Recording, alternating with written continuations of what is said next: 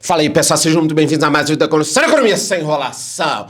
Acabou o primeiro turno, tava todo mundo com furico na mão e de repente o Bovespa deu uma disparada, ninguém entendeu nada, menos quem viu a minha live no dia anterior no Instagram. Então, primeira coisa que você vai fazer agora é olhar aqui no primeiro comentário, tem o meu Instagram, me siga lá se você quiser saber tudo em primeira mão, entender o que está acontecendo no mundo, me siga lá no Instagram e também curta aqui, se inscreva no canal do YouTube, tá? Mas a Ibovespa subiu, tudo subiu, todo mundo ficou feliz.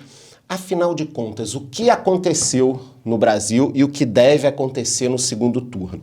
Então, vou falar sobre tudo isso, vai ser um vídeo rápido, fique até o final para entender, porque tem muita notícia boa, mas no final tem um sustinho, que é uma coisa muito importante que você precisa saber, que eu sei por experiência. Então, ter experiência, tá há muito tempo no mercado, 45 anos de idade, 25 anos de idade, ter uma idade avançada é ruim para algumas coisas, né? Começa a cair o cabelo, tem uma turma aí que bate palma 2 vezes, já acaba o parabéns, pode tomar azulino, né? Mas acontece isso também. Então, a idade ela é ruim para algumas coisas e muito boa para outras, você relembra sempre, né, algumas coisas com experiência. Então esse vídeo está super completo, mas antes de eu começar, me diga aqui nos comentários a seguinte questão. Se você tivesse uma graninha extra aí separada, você já investiria agora ou esperaria o segundo turno? Me diga nos comentários, investir agora ou esperar o segundo turno. E para quem participar domingo vem, vou sortear esse que é o melhor livro de todos os segredos da mente milionária. Mais uma tabelinha da Copa aqui. A Copa, porra, tá chegando, hein? Depois das eleições, a galera só vai falar disso, então para participar basta deixar nos comentários isso aí, investir agora ou depois do segundo turno, sem enrolação. Então me sigam aqui no Instagram, aproveitem e vamos falar, né? Vamos falar do resultado do primeiro turno, é muito importante, porque teve um furo muito grande em relação a pesquisas versus realidade, tá? Esse foi um negócio muito grave, na minha opinião, isso estraga a festa da democracia. A gente olha aqui alguns erros de 14 pontos, 10 pontos, 11 pontos. Então, não interessa de que lado você está aí. Ah, eu votei no Lula, eu votei no Bolsonaro, eu votei no Ciro, no Tiririca.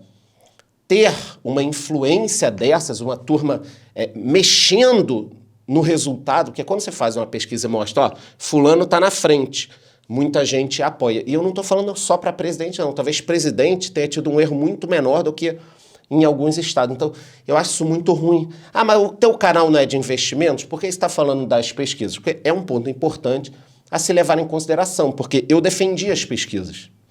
Eu falava aqui, olha, não vamos ficar com teoria da conspiração, para com essa merda, isso é coisa de maluco. Agora, na próxima eleição, eu vou falar, pô, como é que eu vou acreditar num negócio que errou tanto? Então, esse é um ponto que a gente tem que considerar. Muitas abstenções, isso também é um negócio que acontece, é normal, né, sempre nas votações. Ficou dividido o resultado, Lula ganhando em 14 estados, Bolsonaro ganhando em 13 estados. Isso aqui foi o que já está concluído. Então, por exemplo, Zema levou em Minas e o Cláudio Castro no Rio de Janeiro, que não indicava isso nas pesquisas, né?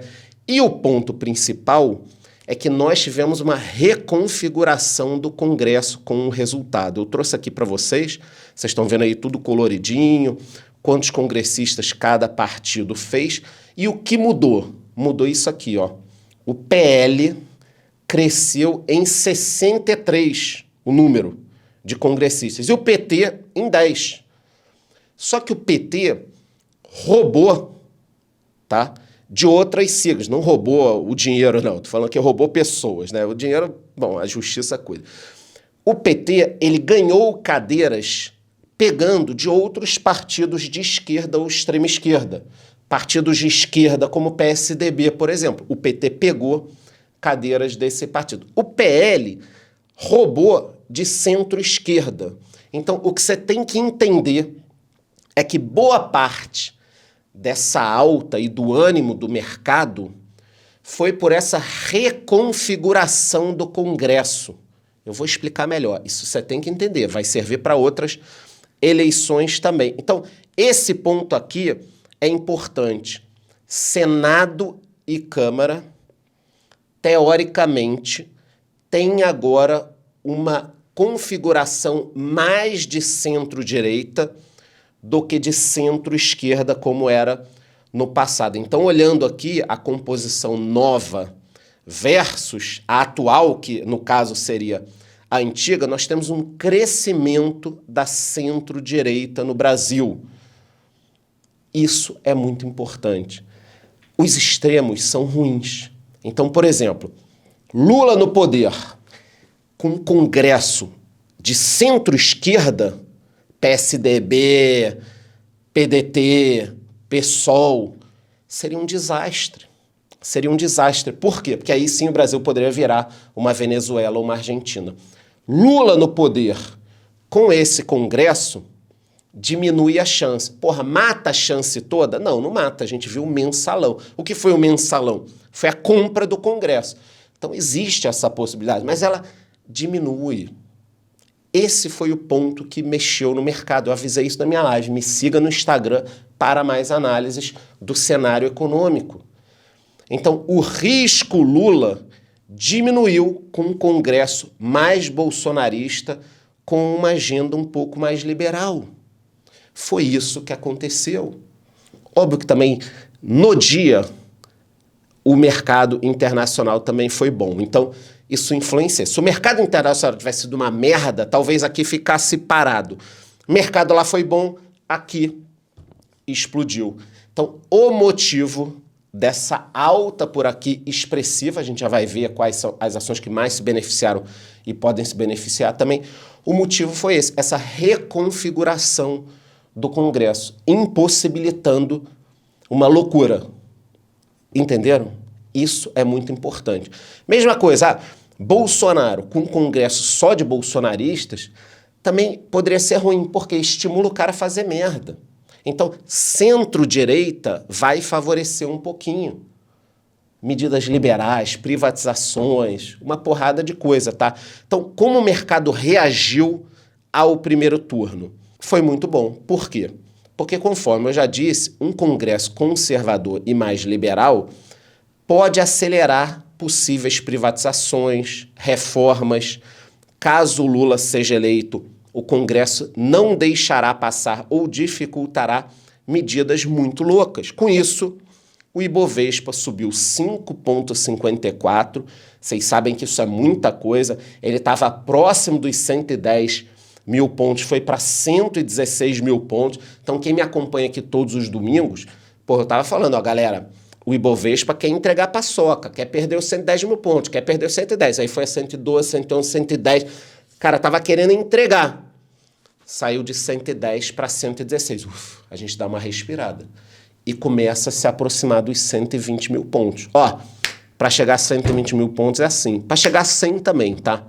É assim. Agora, dependendo do resultado, será que pode chegar a 150 mil pontos? Eu acho que pode. Porque quando a gente olha o mercado internacional, o Brasil está numa situação muito melhor que os outros países, muito melhor, e eu ainda acho a Bolsa barata, não é nenhuma recomendação, mas eu acho a Bolsa barata. E aí, dando sequência aqui nos resultados, o dólar caiu bastante, dólar que estava subindo, várias ações subiram muito, bancos aqui, Itaú subindo 6%, Bradesco subindo quase 7%, Itaúsa, que nós amamos no canal, R$ 10,43, subindo 7%, Petrobras disparou, Vale também subiu um pouquinho, Ambev, VEG, que também é uma queridinha, todas as ações dispararam e eu mostrei lá no meu Instagram, é só você me seguir, tá? ETFs e ADRs também subiram, óbvio, porque sobe lá fora, o investidor estrangeiro também olha muito para isso. E por que algumas ações também caíram ou subiram muito, né? Porque muita coisa subiu, mas teve coisa que caiu e algumas ações subiram muito mais do que outras. Eu vou te explicar aqui. Então, Copasa e Semig, por exemplo. Porra, uma subiu 10%, a outra 18%. Por quê? Efeito Zema. O Zema está muito forte, ganhou no primeiro turno, e pode, de repente, eventualmente, fazer uma privatização, fazer um bem bolado, alguma coisa. Então o mercado reagiu. Mesmo que não privatize algumas coisas, ou libere outras, ou faça novas concessões, porra, pelo menos merda ele não vai fazer. Não vai deixar proibir reajuste de tarifa, uma série de coisas. Porque tem empresas aqui que já são privatizadas, que subiram muito. Já são privadas, né? Só que o governo pode atrapalhar. Ah, não vai reajustar a tarifa não, foda-se. Não vai reajustar. Ou a gente vai dar um decreto aqui que vocês vão ter que investir sei lá quanto, entendeu? Então, entrando o Zema, você cria um paredão. Não, aqui não vai ter merda, entendeu? Mesma coisa em São Paulo, Sabesp. O que acontece? Quem ficou na frente? Tarcísio, vai ter segundo turno. Tem o Haddad ali. Mas se o Tarcísio ganhar, dificulta de se fazer uma merda. No caso das estatais mais conhecidas, que a gente fala bastante aqui, como o Banco do Brasil e Petrobras, as duas empresas subiram muito. Petrobras quase 8%, Banco do Brasil 7,60%. O petróleo também subiu um pouquinho no dia, então ajuda a Petrobras. Mas Banco do Brasil e Petrobras, Banco do Brasil que a gente fala muito aqui, é uma ação considerada barata, né? Não é nenhuma recomendação, mas é uma ação barata ainda. Essas ações subiram em consequência disso tudo. Quer dizer, o mercado olhou, pô, esse congresso aqui vai evitar com que o Lula faça muita merda. Eu acho que alguma merda ele vai fazer na economia, né? É a minha opinião. O meu lado econômico não é o dele. Eu respeito quem pensa o contrário. Mas o Congresso deve segurar alguma coisa. Então, muitas ações, já vimos aqui, subiram pelos resultados regionais. Agora, teve coisa que caiu também. Educação.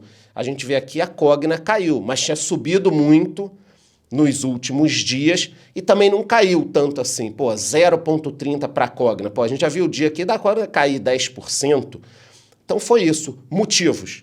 Um medo menor da interferência, ampla vantagem que o Lula teria não foi confirmada nas urnas. E aí fica a pergunta, pode o Ibovespa chegar a 120 mil pontos agora e depois a 150 mil pontos?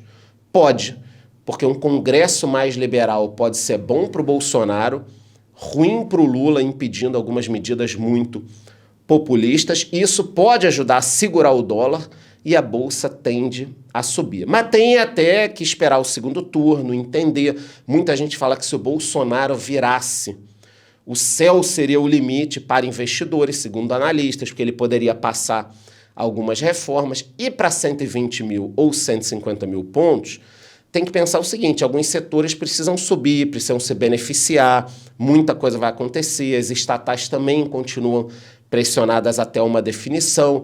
O dia foi meio que isso aqui, ó, muita alta, praticamente todas as ações subiram, e aí você fica até meio perdido, né? Pô, Charlão, e agora?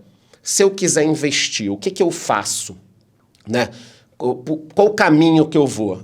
Eu acho que é o mesmo de sempre, no longo prazo. O mundo está vivendo muitas incertezas, eu não vou ficar aqui vendendo susto, só mostrar a realidade rapidinho, mas eu continuo investindo. Não estou com caixa gigante, estou com caixa bom, até porque meu caixa está rendendo Selic, porra, que tá alta pra caralho, então tá tudo bem. Eu estou com um caixa para aproveitar. Mas hoje, se eu fosse fazer meus aportes, eu iria naquele mesmo esquema de sempre. Exterior tem que ter, ainda mais com eleições, vocês estão vendo o que aconteceu com o dólar. Renda fixa, aproveitando, boas ações, bons FIIs e outras coisas ali, cripto e um pouquinho de outros investimentos, mas muito pouco. Até porque quando a gente fala do exterior, olhando aqui o SP500 esse ano, cara, as ações derreteram, Microsoft menos 28, Google menos 32, Apple menos 20, ação do Buffett caindo, Amazon menos 30, Walmart menos 8%, isso no SP500. Quando a gente olha a Nasdaq especificamente, o tombo foi muito maior, Meta despencando, que é o Facebook, Nvidia menos 60% praticamente. Então, várias ações do SP500 e da Nasdaq despencaram. Eu acredito que seja uma oportunidade, pensando no longo prazo. Já falei com vocês aqui, essa crise continua lá fora. Pode melhorar, mas continua. Agora, temos ativos baratos. Os próprios fundos imobiliários. A Selic provavelmente chegou no teto, né?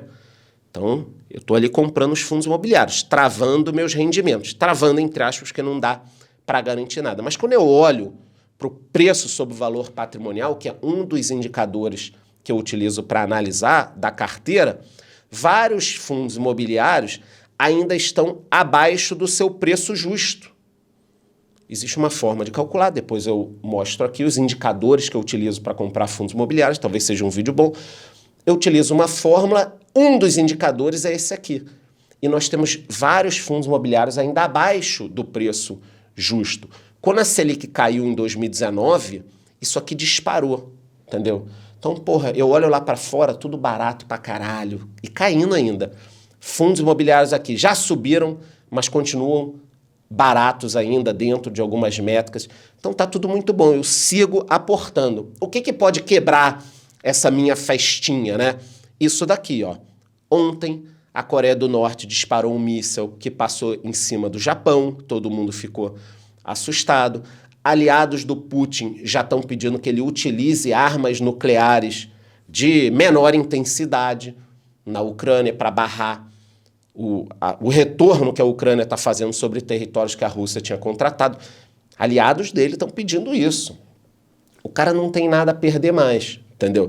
Então nós temos esses dois problemas e o pior aqui, o susto da semana, é essa questão dos boatos de que o Credit Suisse pode dar um calote, pode quebrar, muita gente falando isso, outras pessoas dizem, ah não, mas o Credit Suisse é grande demais para quebrar. E aqui entra a minha experiência do passado. Olha só, nos últimos meses, na realidade nos últimos 12 meses, o SP500 caiu 14% e as ações do Credit Suisse caíram 60%. Significa que o mercado já vem olhando isso com cautela. Se nós pegarmos nos últimos 5 anos, o SP500 está positivo em 44%. Olha que bacana o longo prazo, tá vendo? Como o longo prazo premia os investidores pacientes. Mas o SP500 está com mais 44% e as ações do Credit Suisse menos 75%. Então, Charles, mas você não acha o Credit Suisse muito grande para quebrar? Meu irmão, 45 anos, 25 de mercado. Na verdade, 25 de mercado, mas acompanhando a economia minha vida inteira. Eu era novinho, eu brincava com papel de banco. Eu vou falar um negócio para vocês. Não existe nada tão grande que não possa quebrar. Nem a economia chinesa. Nem a economia chinesa. Então, o que eu digo para vocês é o seguinte. Pode quebrar e eu sempre guardo essa imagem aqui. Lehman Brothers quebrando, as pessoas saindo, foi um dia triste e ruiu a economia naquele momento, porque é um efeito em cadeia. Deus me livre, mas se o Credit Suisse quebrasse, se eu tivesse um problema, não seria só ele, daria uma merda generalizada. E outra coisa, começa um boato desse, Credit Suisse vai quebrar.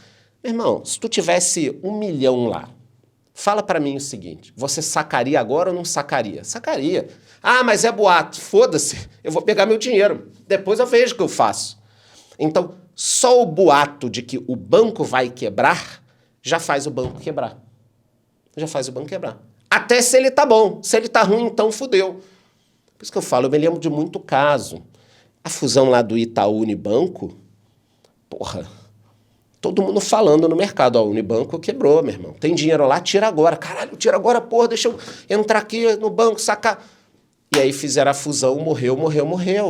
Então, boatos de que um banco vai quebrar, fazem ele quebrar, porque o banco não tem o dinheiro ali para dar para todo mundo, se todo mundo quiser sacar na mesma hora. Então, eu acho assim, primeiro turno, Congresso, foi melhor do que o esperado, surpreendeu o mercado, subiu, podemos chegar a 120, 150, mas o mundo lá fora está com muita incerteza. Coreia do Norte, Japão, Irã, Israel, crise energética na Europa, guerra Rússia-Ucrânia e agora o Credit Suisse. Então, é muito sustinho que pode virar um sustão, mas acabamos bem essa parte, Congresso melhor do que o esperado, e você me deixa aqui nos comentários. Se tivesse com uma grana parada, ou se você tá aí com uma grana parada, vai investir agora ou vai esperar o segundo turno? Me diga nos comentários. Para quem participar, eu vou sortear esse, que é o melhor livro de todos os segredos da mente milionária. Mais uma tabelinha da Copa é Copa, porra! Esquece Libertadores e Brasileirão. É isso, gostou? Curte o vídeo, curte o canal, bate no sino e até a próxima.